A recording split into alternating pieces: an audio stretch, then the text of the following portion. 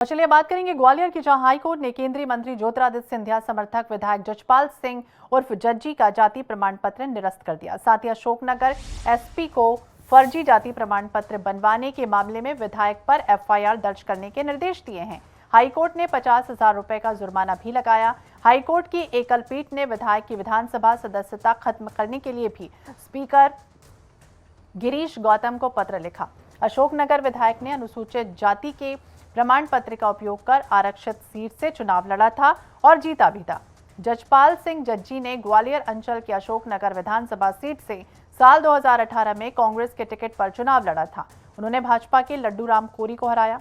चुनाव हारने के बाद लड्डू राम ने हाईकोर्ट में जजपाल सिंह के जाति प्रमाण पत्र के खिलाफ याचिका दायर की। हालांकि इसके बाद जज्जी ने साल 2020 में ज्योतिरादित्य सिंधिया के साथ कांग्रेस छोड़ दी थी, फिर भाजपा के टिकट पर उपचुनाव जीता था, जबकि ये केस 2018 के चुनाव के मामले में जुड़ा हुआ है। तो अशोकनगर एसपी ने एफआईआर दर्ज करने के निर्देश दिए।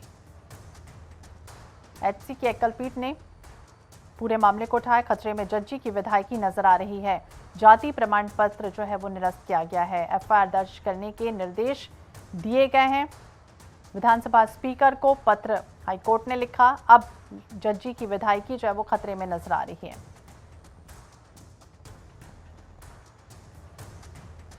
तो हाईकोर्ट की एकल पीठ ने विधानसभा स्पीकर को पत्र लिखा। ये पूरी खबर आपको बता दें, खतरे में जिस तरह से जजपाल सिंह जज्जी की विधायकी जो है वो खतरे में नजर आ रही है। एफआईआर दर्ज करने के निर्देश जो है वो दिए गए हैं।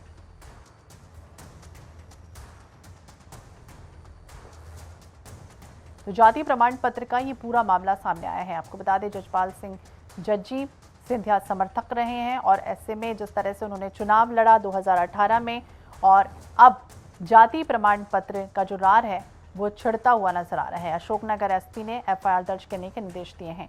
जावेद खान ज्यादा जानकारी के लिए हमारे सहयोगी हमारे साथ जुड़ गए हैं। जावेद, जिस तरह से बात करें, जज्जी की विधायकी अब खतरे में नजर आ रही है, क्योंकि 2018 का मामला था, जाति प्रमाण पत्र से जुड़ा था। उस समय जिस समय उन्होंने चुनाव लड़ा, कहीं ना कहीं ये भी बात सामने आई कि कहीं और से चुनाव लड़ना था और कहीं और का जो जाति प्रमाण पत्र था वो लगाया गया।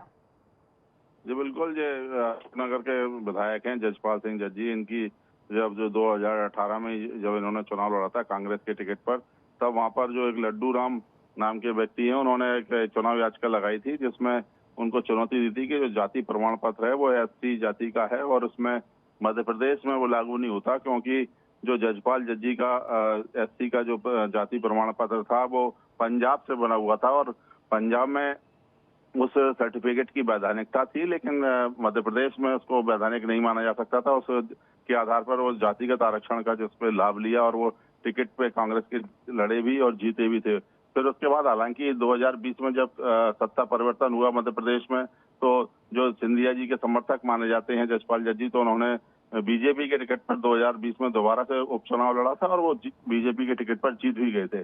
लेकिन जो चुनाव याचिका थी वो लगातार मध्य प्रदेश हाईकोर्ट की ग्वालियर खंडपीठ में लगी हुई थी, उस पर सुनवाई हुई थी और हालांकि विधानसभा में हाई पावर कमेटी ने भी उसको वैधानिक माना था, लेकिन उसको जो याचिकाकर्ता थे, जो निकटतम प्रतिद्वंदी थे लड्डू राम, उन्होंने दोबारा से इसमें रिट पिटीशन लगाई थी, जिस पर आज ग्वालियर हाईकोर्ट की खंडपीठ ने एक फैसला दिया है और उसमें जो उनका जाति प्रमाण पत्र है उसको निरस्त करने के आदेश दिए हैं। साथ ही जो अशोकनगर के एसपी हैं उनको भी एफआईआर दर्ज करने के निर्देश दिए हैं। साथ ही जो विधानसभा के अध्यक्ष हैं उनको भी कहा है कि इनकी सदस्यता को निरस्त किया जाए, यानी कि विधायकी पूरी तरीके से जजपाल जज्जी की खतरे में है और जो जाति प्रमाण पत्र था उसको निरस्त करने के साथ ही विधायकी जाने का भी संकट उनके ऊपर आ गया है पूरी तरीके से। बिल्कुल, तो विधायकी जाने का भी संकट जो है वो मंडरा रहा है। इसके पहले अगर बात करें जावेद, तो दस्तावेज जो है वो पूरे तरह से मांगे गए थे और उस समय ये जो मामला था वो तूल नहीं पकड़ा, किसी और ने इस पर विवाद खड़ा नहीं किया। बिल्कुल, ये मामला लगातार जो 2018 जैसे मैंने आपको बताया तब चला था, उसके बाद 2020 में जब दोबारा से उपचुनाव हुआ उसमें भी वो जीते, लेकिन दूसरा चुनाव उनका हो गया था। लेकिन जाति का आधार जो उन्होंने लिया था, जो अशोकनगर की सीट एससी के लिए आरक्षित हुई थी, तो उसी आधार पर उन्होंने चुनाव लड़ा था, लेकिन वो पंजाब का सर्टिफिकेट बना हुआ था और पंजाब का जो जाति प्रमाण पत्र है वो जाति उनकी जो है वो मध्य प्रदेश में लागू नहीं होती है। इस कारण से उसको तो बिल्कुल अब देखना होगा जावेद क्या कुछ होता है। हालांकि खतरे में दिख रही है विधायकी। बहुत बहुत शुक्रिया तमाम जानकारी के लिए।